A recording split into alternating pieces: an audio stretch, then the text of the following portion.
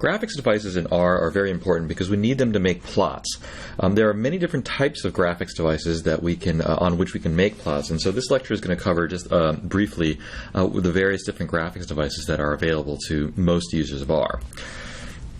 So first of all, what is a graphics device? So very simply, a graphics device is something or some place where you can make a plot appear. So the most obvious place for a plot to appear is on your screen, or a window on your screen. And so when you open up R and you call the plot function, a graphics window launches and your plot appears there. So that's called the screen device. Other places where you might want to send a plot include things like files. And so files come in a variety of formats. You can have a PDF file, a PNG file, or a JPEG file, or a scalable vector graphics SVG file. And so there are a lot of different file devices that you can choose from, and you can send a plot to those files. So anytime you make a plot in R, it has to be sent to a specific graphics device. Otherwise, there's no way for it to be generated.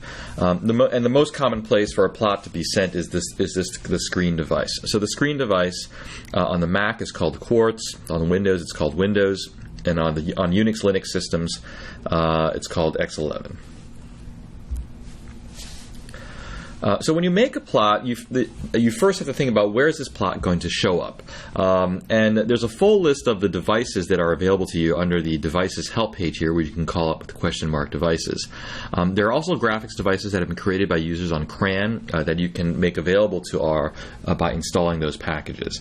We won't talk about those here. I'm going to focus mostly on the devices that come with R.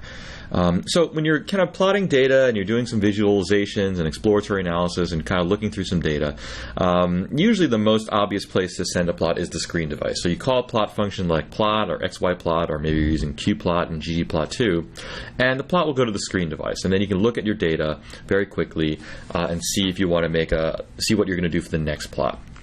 On any given platform, whether you're using a Mac or Windows or Unix, there's only one screen device. So you don't have to make any choice about what screen device you're going to send it to. There's only one place to go, and so you don't have to worry about it.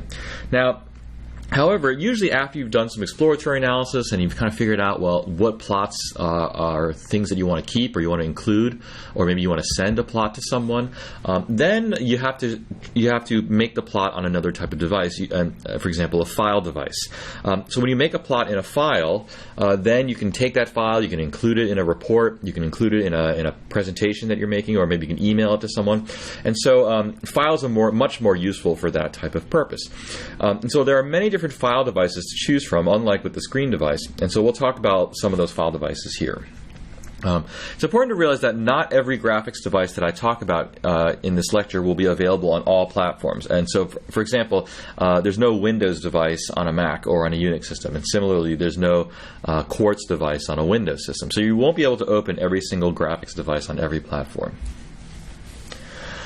So how does a plot get created? And this might seem a little bit obvious, but there's actually more than one way to create a plot.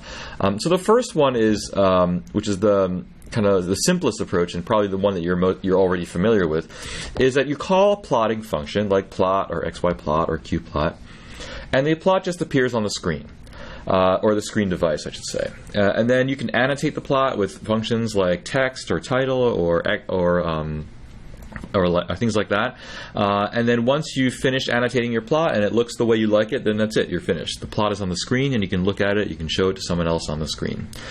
So here's some code that just loads a data set and it creates a plot using the plot function, and then it adds a title to the top of the plot. And then that's it. So that's a very simple way to create a plot on the screen.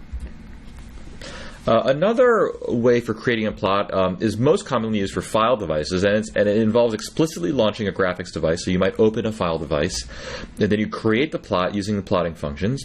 You can In the case of, if you're using a file device, it's a little bit tricky because the plot will not actually appear on the screen because all the plotting information is going into a file. And so you have to know exactly what you're doing when you create a plot to a file because you won't be able to see it on the screen. So typically the best way to do this is to save your code, your plotting code, in a separate file, and that way you can just kind of cut and paste the code into R, and you don't have to worry about making a mistake while you're typing the code in. So after you create the plot, you annotate it if you need to, then you have to close the graphics device with the function dev.off. Once you've closed the graphics device, then the plot is complete, and if you sent it to a file, then you can open the file in your computer, or you can look at it, you can include it in a presentation, or you can email it to someone. So here's some code that just opens the PDF device here with the PDF function. You have to give it a file name, so I just called it myplot.pdf. And then you have to make the plot, do some annotation, and then you have to close the plot with the dev.off function. So once I've called dev.off, there should be a file in my working directory called myplot.pdf, and you can open that with any PDF viewer.